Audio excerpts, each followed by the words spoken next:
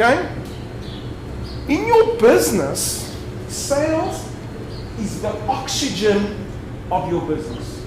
Without it, you can have the greatest assets. You can have the greatest product. You can have the greatest service. If you can't sell, you don't have oxygen in your business. People always say, hey, let me go get a good marketing plan. Let me go get a good accountant. Let me tell you, if you don't have sales, you can't pay those people. If you don't have sales in your life, sales is the oxygen of any business.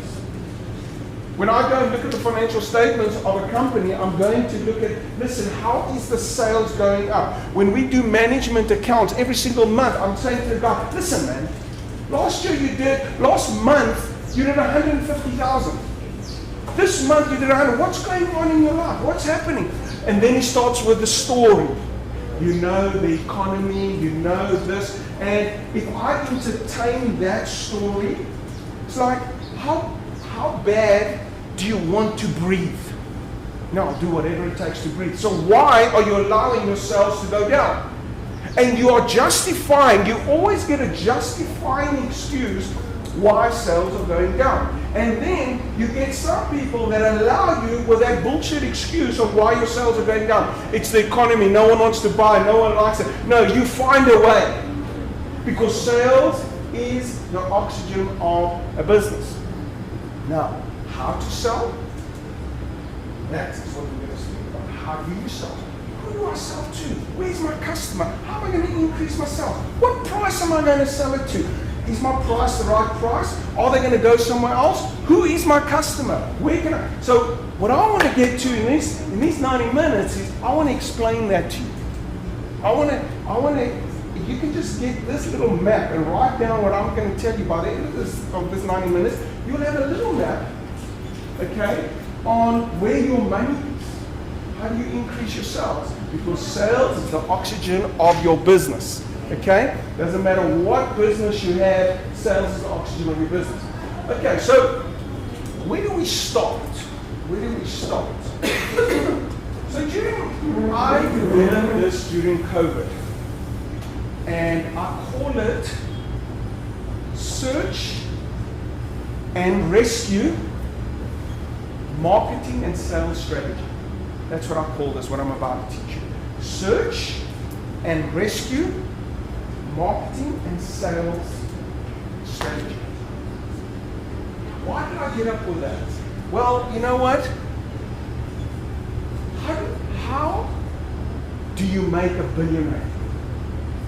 How do you make $1 billion? How do you make $1 million? How do you make 100,000? What would you say? You want to be a billionaire? You want to be a millionaire? Whatever you want to be, how do you get there? How would you say? How do you make 100,000 rand? Having a good idea. Having a good idea. Well, idea is the least important thing in business. Do you know where the greatest ideas are in business? At the graveyard. People who had great ideas but didn't take it to market. So you've got to have an idea, but the ability. Robert Kiyosaki puts all his board meetings, he puts them free on the internet. You can log in and watch his board meetings. Because he says, you know what? You can take my idea, but you can never take it to market the way I can take it. You can't sell, you can't market, you can't package, you can't do that the way I do it. And when he consults with someone, and the guy says, listen, you know what, I have this idea, but I don't want to tell you in case you steal it. Just run from those people. There's no confidence in those people. They believe that someone's going to take their idea. They don't know how they're going to take their idea to market. So many guys invent things, do things, and they die with those ideas because they can't take an idea to market. But it is very important. If you don't have anything, then what are you taking to market? Okay? But you've got to test it to the market. So, how do I make $1 billion rand? I find $1 billion problems to solve that cost $1 rand. How do you make money?